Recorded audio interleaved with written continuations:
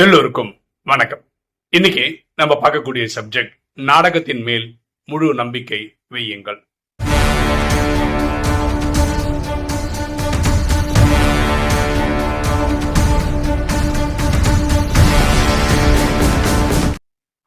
சில தினங்களுக்கு முன்னாடி ஒரு சகோதரி, அவங்க இப்பதான் காலேஜ் எல்லாம் முடிச்சு வேலைக்கு போக ஆரம்பிச்சிருக்காங்க. அவங்க ஒரு கேள்வி கேட்டிருந்தாங்க. உங்களுக்கு தமிழ்நாடு ஃபுல்லா பரபரப்பா பேசப்படுற ரத்தன்யா அப்படின்ற ஒரு திருப்பூர்ல இருக்கிற ஒரு பெண்ணுடைய ஸ்டோரி நீங்க இந்த நேரத்தில் தெரிஞ்சு வச்சிருப்பீங்க. அந்த பெண் திருமணமாகி சில வாரங்கள்ல கணவன் வீட்டில் அந்த வரதட்சணை கொடுமையை தாங்க முடியாம அவங்க ஒரு லெட்டரோ வாய்ஸ் நோட்டோ போட்டு தற்கொலை பண்ணிக்கிட்டாங்க. அது ரொம்ப சென்சேஷன் ஆகி இப்போ அவங்க கணவர், அப்பா, அம்மா, அந்த கணவரோட அப்பா அம்மா இவங்களெல்லாம் பிடிச்சி ஜெயிலில் போட்டிருக்காங்க. இதுக்கு இடையில அவங்க அந்த பொண்ணோட மாமியாருக்கு பெயிலில் வெளியே வர மாதிரி ஒரு இது கிடச்சிது. திரும்பவும் கோர்ட் திரும்பி அவங்களுக்கு ஜெயிலில் போடுங்க அப்படின்னு சொல்லியிருக்காங்க. இது ஒரு பரபரப்பாக ஒரு சைடு போயிட்டு இருக்கு. இந்த சகோதரி கேட்கறது என்னன்னா, ஒரு இளம் பெண்ணோட வாழ்க்கை போயிடுச்சு, கண்டிப்பா இவங்க 3 பேருமே கொஞ்ச நாளுக்கு ஜெயிலில் இருக்கிற மாதிரி இருப்பாங்க, அதுக்கப்புறம் வெளியே வந்துருவாங்க, இதுக்கப்புறம் பெரிய தண்டனை எல்லாம் கிடைக்க போறது கிடையாது, நம்ம பார்த்த வரைக்கும் அப்படிதான் எல்லா இடத்துலையும் பார்க்குறோம் அப்படின்னு ஆதங்கத்தோட சொல்றாங்க. அப்போ இந்த நாடகம் அவங்கள தண்டிக்காதா? எவ்வளோ பெரிய கொடுமை நடந்திருக்கு ஒரு பொண்ணுக்கு அப்படின்னு. இப்போ வேற ஒரு சம்பவம் சொல்றேன். இந்தியாவில் ஒரு ஜட்ஜு, சுப்ரீம் கோர்ட் ஜட்ஜு ஒருத்தர், அவர் வீட்டில் கோடிக்கணக்கான பைசா கிடைச்சிருக்கு, வீடு எரிஞ்சு போச்சு அப்படின்னு சொல்லி ஃபயர் இன்ஜின்காரங்களை வர வச்சு தண்ணி அணைக்கும் போது தான் பார்க்குறாங்க ஒரு ரூம் ஃபுல்லாக பணம் இருக்கு. அவரு இன்னைக்கு அந்த கோர்ட்லேருந்து வேற ஒரு கோர்ட்டுக்கு போயிட்டாரு. அவர் ப்ராக்டிஸ் பண்ணுறாரு. அவர் மேலே எந்த ஆக்ஷனும் எடுக்கல. ஒரு சைடு கேஸ் ஓடுது, அவ்வளோதான். அவரு அந்த ஜட்ஜு ஒரு வாக்குமூலம் மாதிரி ஒன்று சொல்லியிருக்காரு. என்ன சொல்லியிருக்காரு தெரியுமா? என்ன நீங்க அரெஸ்ட் பண்ணி ஜெயிலில் போட்டீங்கன்னா இதே மாதிரி எத்தனை ஜட்ஜு காசு வாங்குறாங்கன்றத பட்டியலை வெளியிடுவேன் அப்படின்னு பகிரங்கமா சொல்றாரு. அதனால இவர் இனியும் வெளியே இருக்காரு அப்படிதான் தோணுது. இன்னைக்கு இப்படிதான் இருக்கு சட்டத்துறை. இன்னைக்கு கலிகாலம் இல்லையா? அப்படிதான் இருக்கும், வேற எப்படியும் எதிர்பார்க்க முடியாது. ஸோ இந்த பர்டிகுலர் கேஸ்லையும் இந்த நமக்கு உண்மை என்ன தெரியாதுன்னா, மேபி அந்த 3 பேருமே கெட்டவங்களான்னு தெரியாது. மாமனார் நல்லவராக இருந்து பாக்கி 2 பேர் சேர்ந்து தப்பு பண்ணியிருக்கலாம், இல்லை மாமியார் நல்லவங்களா இருந்து பாக்கி 2 பேர் தப்பு பண்ணியிருக்கலாம், இல்லை கணவர் நல்லா இருந்தால் அப்பா அம்மா டார்ச்சர் ஆரம்பிச்சிருக்கலாம். இது ஏதோ ஒன்று நடந்திருக்கலாம். 3 பேருமே தப்பு பண்ணியிருக்கலாம், நமக்கு தெரியவும் தெரியாது. ஆனால் நம்ம புரிஞ்சுக்க வேண்டியது, ஒரு ராஜயோகியா நம்ம புரிஞ்சுக்க வேண்டியது என்னன்னா, இந்த நாடகம் பர்ஃபெக்ட், ரொம்ப பர்ஃபெக்ட். இந்த சம்பவம் இந்த பொண்ணுக்கு ஆரம்பிச்சு இல்லையா, இது எப்படிலாம் இருக்கலாம், பெர்முடேஷன் நமக்கு தெரியாது, ஓகேவா? எப்படிலாம் இருக்கலாம். இவங்க போன பிறவியில் இவங்க ஆணாகவும் அவங்க கணவர்ன்ற ஒரு பெண்ணாகவும் பிறந்து அங்கே வரதட்சணை கொடுமை கொடுத்து அந்த கணவர்ன்றவர் அங்கே பெண்ணாக இருந்து அவங்க தற்கொலை பண்ணி அந்த துக்கத்தை பாவத்தை அழிக்கிறதுக்காக இந்த பிரிவு எடுக்க இந்த பிரிவில் இந்த சம்பவங்களாம் இவங்களுக்கு நடந்து இப்படி நடந்திருந்ததுன்னா, போன பிரிவில் இந்த ரத்தன்யா பண்ண தப்புக்கு இப்போ தண்டனை கிடைச்சிருக்கு அப்படின்னு டிராமா படி நமக்கு கணக்கு சொல்லலாம். இல்ல இந்த பிரிவில் தான் இது ஃபர்ஸ்ட் வாட்டி நடக்குது அப்படின்னா, கணவனுக்கும் அவங்க அப்பா அம்மாவுக்கும் யாரெல்லாம் உடன்பட்டிருக்காங்களோ அவங்களுக்கெல்லாம் தண்டனை கிடைக்கும், ஓகேவா? இல்ல இவங்க தப்பிச்சு வந்துட்டாங்கன்னு வச்சுக்கோங்க, 3 பேருமே தப்பிச்சே வந்துட்டாங்கன்னா அவங்க 3 பேரும் இன்னொரு பிரிவு எடுப்பாங்களா, அங்க போய் கஷ்டப்படுவாங்க. பாருங்க, இந்த நாட்டினுடைய சட்டம் இபிகோ, இந்தியன் பீனல் கோடு தண்டிக்கவே இல்லை அப்படின்னு வச்சுக்கிட்டா கூட ஈஸ்வரன் பீனல் கூட அதுக்கு தண்டனை கொடுத்தே தீரும், மாற்றுக்கிறதே கிடையாது. அதனால சொல்றேன், அந்த நாடகத்தை நீங்க நம்பணும் அப்படின்னு சொல்றேன். பாருங்களேன், இப்ப எனக்கு 15 வருஷமா ஃபினான்ஷியல் ப்ராப்ளம் இருக்கு. எல்லாம் நிறைய பேர் ஏமாத்தினதுனால, நான் ஏமாந்தனால, அதான் கரெக்டான வார்த்தை, அவங்க ஏமாத்தினாங்கன்றது. ஏமாற நம்ம தயாரா இருக்கும், ஏமாத்துறதுக்கு மக்கள் தயாரா இருக்காங்க, ஓகேவா? ஸோ நான் ஏமாந்தனால நான் ஏமாந்துட்டேன். அப்போ இது என்ன, என்னோட குணம் அப்படி ரொம்ப என்ன சொல்றது, நல்லது, எல்லாரும் நல்லவங்க அப்படின்னு ரொம்ப இதா இருந்தனால நான் அனுபவிச்சேன், ஓகேவா? அப்போ இந்த பல விஷயங்களுக்கு நம்ம ஏன் அனுபவிக்கிறோம் அப்படின்றதுக்கு காரணமே புரிய மாட்டேன். அப்படின்னா போன பிறகு நிறைய பண்ணி வச்சிருக்கோம், அதோடைய பலனை இப்போ அனுபவிக்கிறோம். இப்போ புரியுது, போன பிரிவில் நிறைய பேருக்கு நிறைய கஷ்டம் கொடுத்துருக்குறோம் அப்படின்னு. அது அந்தந்த பிரிவிலே அனுபவிச்சிட்டோம்னா நமக்கு அது தெரிஞ்சிருக்காது. இந்த பிரிவில் நிறைய இங்கே அனுபவிக்கும் போது தெரியுது. நிறைய பேர் புலம்புறாங்க, நான் இன்னும் இந்த மாதிரி துக்கம் யாருக்குமே கொடுத்தது இல்லைங்க, எனக்கு மட்டும் ஏன் இவ்வளோ கஷ்டம் நடக்குது அப்படின்னா, போன பிரிவில் அந்த மாதிரி நம்ம பண்ணி வச்சுட்டு வந்துருக்குறோம். அப்போ ட்ராமா நம்மளை விட்டுறதே இல்லை, திரத்தி வந்துடுது. அதனால தான் பரமாத்மா ராஜகுரு சொல்ற, எண்ணம் சொல் செயல் மூலம் யாருக்கும் துக்கம் கொடுக்காதீங்க அப்படி பண்ணா உங்கள வந்து ட்ராமா புரொடெக்ட் பண்ணும் அப்படின்னு சொல்றாரு. இல்ல நான் என்ன வேணா பண்ணுவேன்னா, பண்ணுங்க. ட்ராமா வச்சு செய்யும்போது அனுபவிங்க.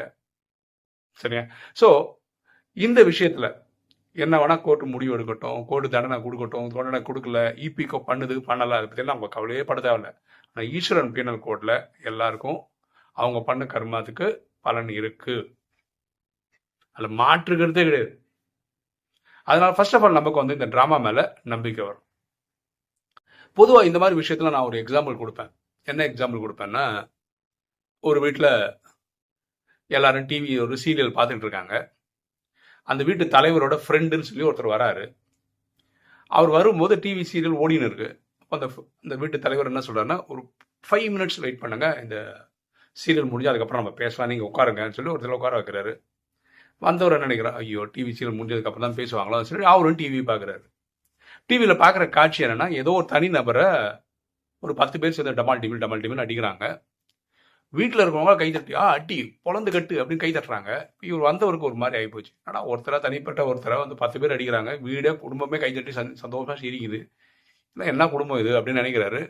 உடனே டிவியில் தொடரும் அப்படின்னு போடுறாங்க. இவர் டிவி ஆஃப் பண்ணிடுறாரு வீட்டுல. அப்புறம் வந்தவர்கிட்ட பேசுறாரு. இப்போ வந்தவர் கேட்குறாரு, என்னங்க நீங்கள்லாம் ஒரு தனிநபரை 10 பேர் போட்டு அடிக்கிறாங்க, நீங்கள் குடும்பமே கைத்தட்டி சிரிக்கிறீங்க அப்படின்னு. அப்போ அந்த குடும்ப தலைவர் சொல்றாரு, இல்லைங்க இவன் தான் இந்த சீரியலர் வில்லனு, இவன் போன மாசமே அடி வாங்கியிருக்கணும், தள்ளி தள்ளி தள்ளி இன்னைக்கு தான் அடியே வாங்குறான், அவனுக்கு கிடைக்க வேண்டியது கிடைச்சிருக்குது, அதனால நாங்கள் எல்லாம் சந்தோஷமா கை தட்டணும் அப்படின்ற. வந்தவருக்கு ஏன் ஒருத்தரை 10 பேர் அடிக்கிறான்னு வருத்தப்பட்டாருன்னா, அவருக்கு இந்த சீரியலே பார்க்கறது இல்லை, அவருக்கு அந்த கதையே தெரியாது. அடி வாங்கினவர் ஏன் அடி வாங்கினாருன்ற கதை தெரியாது. ஆனால் வீட்டில் இருக்க சீரியல் பார்க்குறவங்களுக்கு தெரியும் ஏன் அடி வாங்கினாருன்னு. ஏன்னா அவர் இந்த கதையை வந்து அவங்க இந்த சீரியலை முதல் நாள் அவங்க பார்த்துட்டு இருக்காங்க குடும்பமா.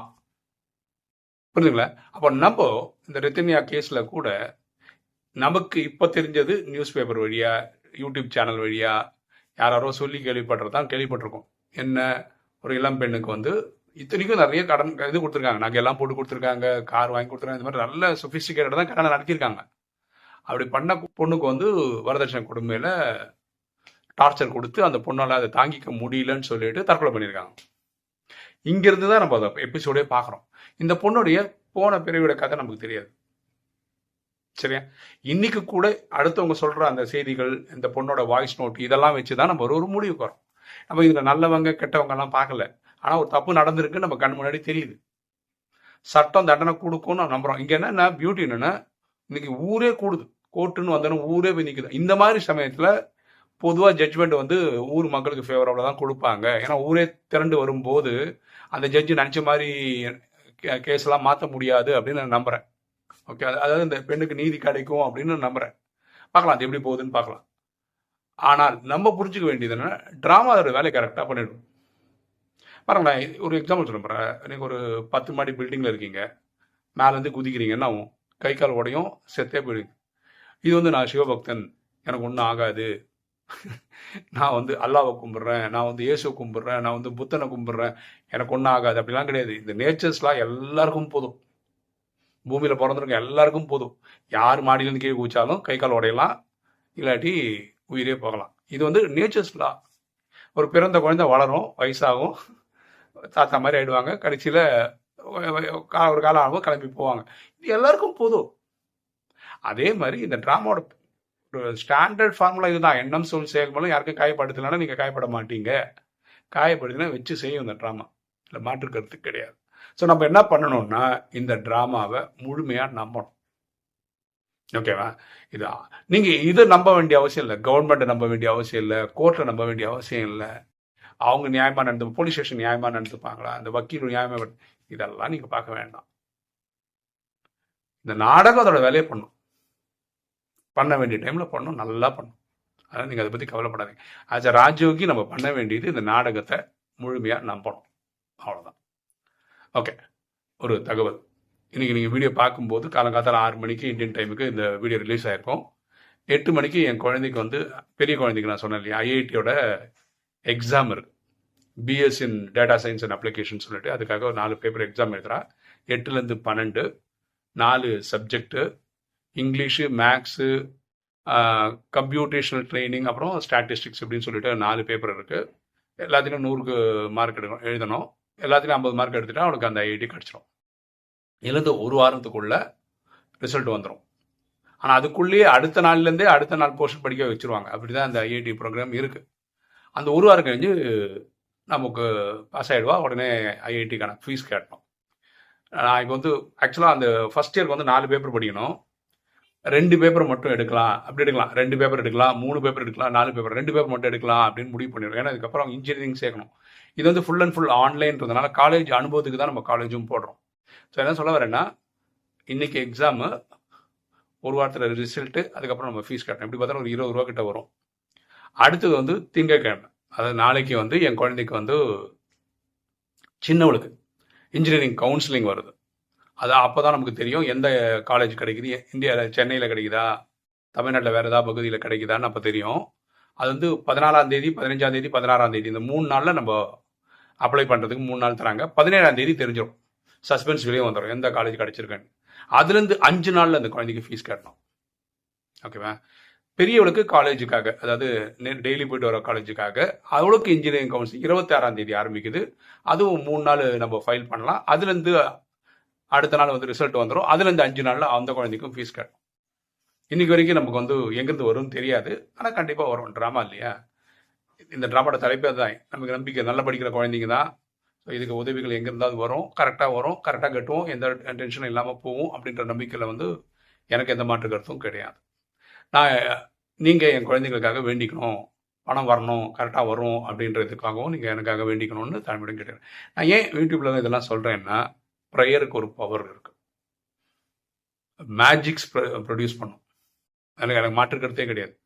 இன்னைக்கு வரைக்கும் ஒன்றும் இல்லைன்றதை நாளைக்கெல்லாம் டக்குன்னு எங்கேருந்தா வரும்னு தெரியாது. நானும் வீடியோ போட்டுகிட்டே இருக்கேன், உங்களுக்கும் தெரியும். நான் 9 வருஷமாக இருக்கேன். எல்லா வாட்டியும் நான் சொல்லியிருக்கேன். எல்லா டைமும் அது நடந்து முடிஞ்சு போயிருக்கு. அது நீங்களும் பார்த்துருக்கீங்க. அப்படியே ஒன்றுமே நடக்காமல் அப்படியே போன மாதிரி எதுவுமே நடந்தது இல்லை. ஸோ நாடகத்தில் வந்து எல்லாம் பர்ஃபெக்ட், கரெக்டாக நடக்கும். இது யார் எங்கேருந்து இந்த ட்ராமாவில் பார்ட்டிசிபேட் பண்ணுவாங்கன்றது தான் நமக்கு தெரியாது. அதான் இந்த ட்ராமாவோட ஒரு சஸ்பென்ஸ். இந்த சஸ்பென்ஸும் ட்ராமாவில் நல்லது தான்.